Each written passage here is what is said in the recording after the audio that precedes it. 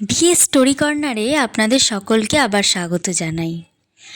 আশা করছি আপনারা সকলে খুব ভালো আছেন। তো চলুন শুরু করা যাক আজকের আরেকটি ভিন্ন স্বাদের গল্প। সুনীল গঙ্গোপাধ্যায়ের লেখা ঘাটবাবু।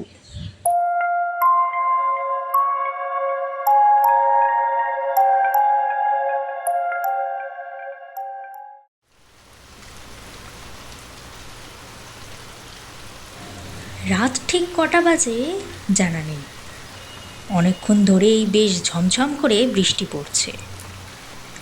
বৃষ্টির শব্দ শুনতে শুনতে বেশ একটা নেশা লেগে যায়। বাসু হালদারের ঘুম ভেঙে যাচ্ছে বারবার। একটা কিরকম অস্বস্তি হচ্ছে। দরজার বাইরে দুটো কুকুর এসে গুটি গুটি হয়ে শুয়ে কুই কুই শব্দ করছে। বাসু হালদার চেঁচিয়ে উঠলে, এই যা যা। যদিও সে ভালো করেই জানে কুকুর দুটো এই সামান্য ধমক শুনে মোটেই যাবে না। এই বৃষ্টির মধ্যে যাবেই বা কোথায়? বাসু হালদার জানলা দিয়ে একবার আকাশের দিকে তাকালো। না, বৃষ্টি থামবার কোনো লক্ষণই দেখা যাচ্ছে না। আজ আর কেউ আসবে বলে মনে হয় না। বাসু হালদার আজ সন্ধ্যের মুখেই বাড়ি চলে যাবে ভেবেছিল। সেই সময় মুখিয়া ডোমটা এক ছিলিম গাঁজা সেজে এনে বলেছিল, একটু পেশাদ করে নেবেন নাকি বড়বাবু? মুখিয়ার মুখে বড়বাবু ডাকটা বড়ই মধুর লাগে। এই দুনিয়ায় বাসু হালদারকে খাতির করে না, মুখিয়া নামেই ডেকে দেয়। মুখিয়াটাও যেন কোথায় চলে গেছে। এই সময় আর এক ছিলিম গাঁজা পেলে মন্দ হতো না। বাসু হালদার এই মফস্বল শহরের একজন ঘাটবাবু।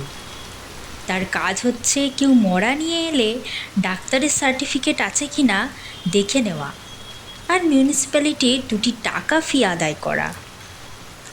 একটা পা ল্যাংড়া, জীবনে আর কোনো চাকরি জুটতও না।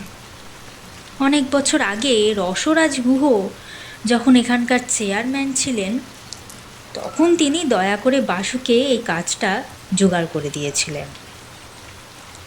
সেই থেকে বাসু হালদারকে সারা দিন রাত শ্মশান ঘরের ছোট্ট অফিস ঘরটাতেই পড়ে থাকতে হয়। একটা পেট চলে যায়। এরকম বৃষ্টি বাদলার দিনে বাসু হালদার বাড়ি চলে গেলে কোনো ক্ষতি হতো না। কেউ এলেও তাকে বাড়ি থেকে ডেকে আনতো নিজের গরজে। কিন্তু মিউনিসিপ্যালিটির বর্তমান চেয়ারম্যান পঞ্চানন দাস সরকারের মায়ের এখন তখন অবস্থা, যে কোনো সময় টেসে যেতে পারে। ওরা আবার বাড়ির মরাকে বাসই করে না, এই মাঝরাত্রিরেও ঠিক হাজির হতে পারে। আর তখন যদি বাসু হালদারকে না পায়। বাসু হালদার একটা বিড়ি ধরালো। চেয়ার টেবিলে বসে ঘুমোলে দোষ নেই, কিন্তু ঘুম যে আসছে না। বৃষ্টির শব্দের সঙ্গে মাঝে মাঝে কুকুরের ডাক, একটা দুটো কাক পাশ দিয়ে উড়ে যাচ্ছে। ইস, যদি মুখিয়াটাও থাকতো এ সময়। হঠাৎ অস্পষ্টভাবে মানুষজনের আওয়াজ শোনা গেল। বলো হরি হরি বল বলে হাঁক দিচ্ছে। হ্যাঁ, তাহলে হয়তো চেয়ারম্যান সাহেবের মাই গত হয়েছেন। আহা, কি মাতৃভক্তি চেয়ারম্যান সাহেব! এই বৃষ্টির মধ্যেও পোড়াতে আনতে ভোলেনি। চিতা জ্বলবে কি করে সে খেয়াল নেই। যাই হোক, ওরা বড়লোক মানুষ, বেশ খরচ খরচা করবে মনে হয়। বাসু হালদারের কি আর কিছু জুটবে? বাসু হালদার ঘর থেকে বেরুবার আগেই কয়েকজন লোক একটা মরার খাটিয়া ঘাড়ে করে তার ঘর ছাড়িয়ে এগিয়ে গেল চুল্লির দিকে। বাসু হালদার বুঝল, এ তো চেয়ারম্যান সাহেবের মা নয়। তাহলে সঙ্গে অনেক লোক থাকতো। তাহলে আর ব্যস্ততা দেখিয়ে কি হবে? সে নিজের টেবিলে গ্যাঁট হয়ে বসে থাকবে। আসুক না, ওরাই আসুক। ঘাটবাবুর অফিসে আর কোনো কর্মচারী না থাকলেও সেই তো বড়বাবু। এভাবে বেশ কিছু সময় কেটে গেল। ওরা কেউ এলো না, আর কোনো সাড়া শব্দও পাওয়া গেল না। কৌতূহল নিয়ে বাসু হালদার বেরিয়ে এলো। বৃষ্টি অকস্মাৎ ধরে এসেছে, আকাশে গুড়ি গুড়ি পড়ছে, তবে আর বেশিক্ষণ চলবে বলে বোঝা যায় না। কয়েকজন লোক মরার খাটটা একপাশে নামিয়ে রেখে নিজেরাই কাঠ সাজাতে শুরু করেছে। বাসু হালদার একটু চমকে উঠল। তাদের মধ্যে একজন এগিয়ে এসে বলল, ডুমটুম কাউকে দেখছি না, তাই আমরা নিজেরাই ব্যবস্থা করে নিচ্ছি। বাসু হালদার ভুরু কুঁচকে বলল, ব্যবস্থা করে নিচ্ছেন মানে? মরা রেজিস্ট্রি করতে হয় জানেন না? মরা রেজিস্ট্রি? সে আবার কি? বাহ, যে কোনো মরা এনেই আপনারা পুড়িয়ে ফেলবেন? কি বেয়ারিশ কারবার নাকি? লোকটি এক মুহূর্ত চিন্তা করে বলল, ঠিক আছে, রেজিস্ট্রি করে নিন, ক টাকা লাগবে? একটি জামার পকেট থেকে ফস করে দুখানা 10 টাকার নোট বার করে দিল। অন্য লোকগুলো চুপচাপ দাঁড়িয়েই আছে। বাসু হালদার সবার দিকে একবার চোখ বুলোল। কেউই তার চেনা নয়। এরকম ছোট শহরে এতগুলো অচেনা লোক। বাসু হালদার মুখ ঘুরিয়ে মরার খাটের দিকে তাকালো। একটি যুবতী মেয়ের মুখখানা শুধু দেখা যাচ্ছে। শ্মশানের ঘাটবাবুর দয়া মায়া থাকতে নেই। মরা দেখতে দেখতে তার চোখ পুছে গেছে। বাসু হালদার জিজ্ঞাসা করল, কি হয়েছিল? কলেরা, হঠাৎ মাত্র কয়েক ঘন্টার মধ্যে। লোকটি খুব দুঃখের ভাব দেখিয়ে ফুঁপিয়ে উঠল। তারপর 10 টাকার নোট দুখানা এগিয়ে দিয়ে বললে, নিন, বৃষ্টি ধরে এসেছে, চটপট কাজ শুরু করে ফেলি।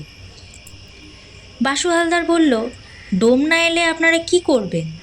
চিতা সাজানো কি অতই সহজ কথা? ও আমরা ঠিক ব্যবস্থা করে ফেলব।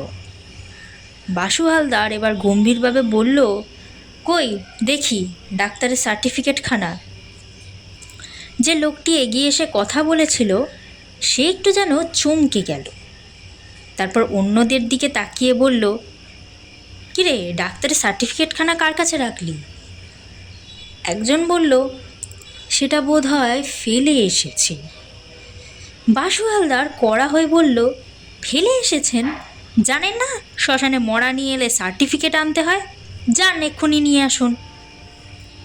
এই বৃষ্টির মধ্যে আবার যেতে হবে? নিশ্চয়ই, আপনি এই 20টা টাকা রাখুন না। ওসব টাকার কথা পরে হবে, আগে সার্টিফিকেট দেখি। আর একজন পকেটে হাত দিয়ে বলল, ও এই তো সার্টিফিকেট আমার কাছেই রয়ে গেছে। লোকটি পকেট থেকে একটা কাগজ বার করে দিল। তাতে কিছু একটা লেখা ছিল। এখন জলে ভিজে একেবারেই ঝাপসা হয়ে গেছে। এটা কি? এটা তো কিছু পড়াই যাচ্ছে না। জলে ভিজে গেছে, কি করব বলুন? তা বললে তো চলবে না। রুগী কিসে মরল সেটা তো খাতায় লিখতে হবে। বললাম তো কলেরায়। আপনার মুখের কথায় তো আর হবে না, ডাক্তারের লেখা চাই। লোকটি এবার এগিয়ে এসে বাসু হালদারের হাতে নোট দুখানা গুজে দিল আর বলল, কেন আর ঝামেলা করবেন? খাতায় যাও একটা কিছু লিখে নিন না। বাসু হালদার হাত সরিয়ে নিয়ে বলল, ওসব চলবে না। বাসু হালদারের মানে লেগেছে। সে এই ঘাটের বড় বাবু, তার একটা মাত্র পেট। সে টাকার বড় অত করে না, তাকে ঘুষ দিতে আসা। বাসু হালদার নিচু হয়ে মরার গা থেকে কম্বলখানা তুলে ফেলল। তারপরেই একটা আর্ত চিৎকার করে ফেলল সে। মৃত যুবতীর বুক ও সারা শরীরে জমাট বাঁধা রক্ত, বুক ও পেট ফালা ফালা করে চেরা। কেউ যেন একটা ধারালো অস্ত্র দিয়ে তাকে কুপিয়ে কুপিয়ে কেটেছে। দৃশ্যটা দেখেই বাসু হালদার অদ্ভুত ধরনের ভয় পেয়ে মাথায় হাত দিয়ে বসে পড়ল। তার মনে হলো এবার ওরাও তাকে কুপিয়ে কুপিয়ে কাটবে। একটু অপেক্ষা করে বাসু হালদার দেখল কেউ তাকে মারছে না। তখন সে মুখ থেকে আস্তে আস্তে হাত সরালো। তাকিয়ে দেখলো কেউ আর কোথাও নেই। লোকগুলো দৌড়ে পালিয়েছে। খুনের মরা নিয়ে এসেছিল লোকগুলো। বৃষ্টির রাতে গোপনে গোপনে পুড়িয়ে ফেলার চেষ্টায় ছিল। যদি চেয়ারম্যান সাহেবের মায়ের অসুখ না করত, তাহলে বাসু হালদার কিছুই জানতে পারত না। 10 টাকার নোট দুখানা পাশেই পড়ে আছে। সে দুটো যেন কাঁকড়া বিছে।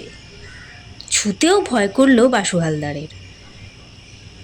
তাড়াতাড়ি সে মৃতদেহটির ওপরে কম্বল টেনে দিল আবার।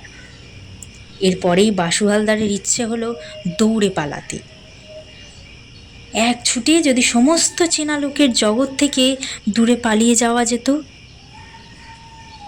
কিন্তু এই বৃষ্টি কাদার মধ্যে খোঁড়া পায়ে সে কত দূরেই বা দৌড়ে যাবে, পালাবেই বা কোথায়?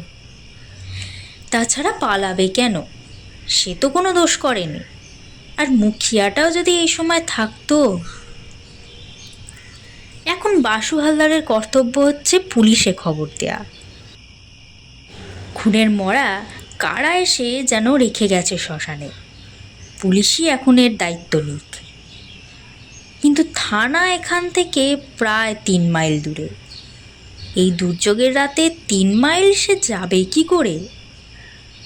এখান থেকে 1/2 মাইল হেঁটে গেলে কেষ্টপুরের মোড় থেকে রিক্সা পাওয়া যায়। কিন্তু এত রাত্রে সেখানে কোনো রিক্সাওয়ালা বসে থাকবে?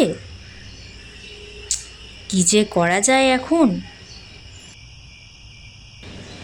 ভয় ভাবনায় বাসু হালদার ঠক ঠক করে কাঁপতে লাগলো। বাসু হালদারের ঘোর ভাঙল একটা কুকুরের কুইকুই শব্দে। কুকুরটি মৃতদেহটির কাছে এসে গন্ধ শুকছে। বাসু হালদার আবার ধাতস্থ হয়ে কুকুরটাকে তাড়া দিল। কুকুরটা যদি আবার মরাটাকে টেনে নিয়ে যায়, তাহলেই কেলেঙ্কারি। কুকুরটিকে একটা চেলা কাঠ তুলে ছুঁড়ে মারতে তবে সেটা একটু দূরে সরে গেল।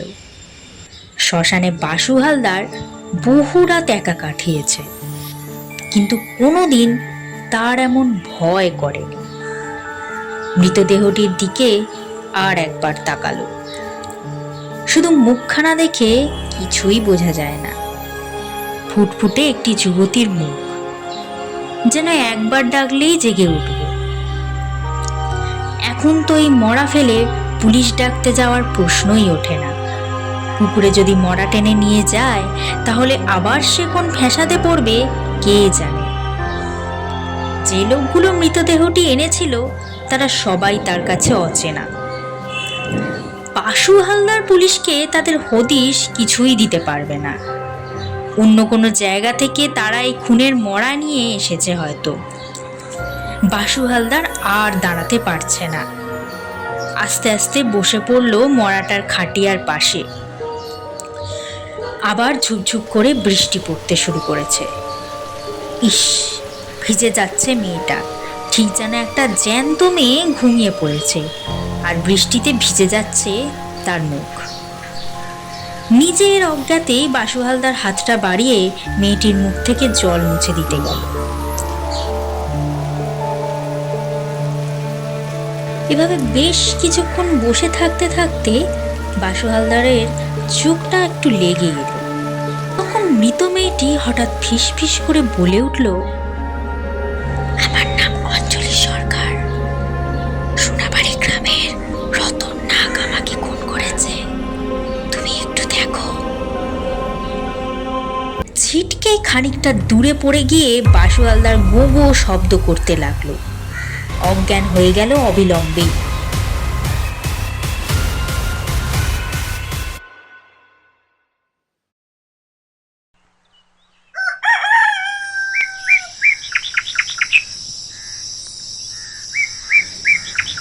পরের দিন বাসু হালদারের জ্ঞান ফিরেছিল দুপুরবেলা।